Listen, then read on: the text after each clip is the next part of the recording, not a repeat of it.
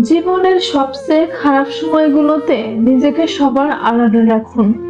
এমন ভাবে হাসুন, কথা বলুন, চলাফেরা করুন যেন আপনার পাশে বসা মানুষটাও বুঝতে না পারে আপনার ভিতরে প্রতিদিন কতটা যুদ্ধ চলছে। কারণ পৃথিবী দুর্বল মানুষকে সান্ত্বনা কম দেয়, বিচার বেশি করে।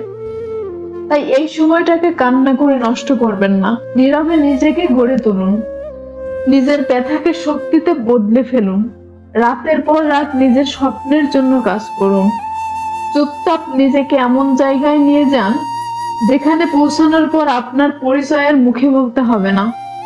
একদিন হঠাৎ করেই মানুষ আপনার পরিবর্তন দেখবে। তারা আপনাকে অবহেলা করেছিল, তারা অবাক হয়ে আপনার দিকেই তাকিয়ে থাকবে। কারণ কিছু মানুষ কথায় নয়, প্রত্যাবর্তন দিয়েই উত্তর দেয়।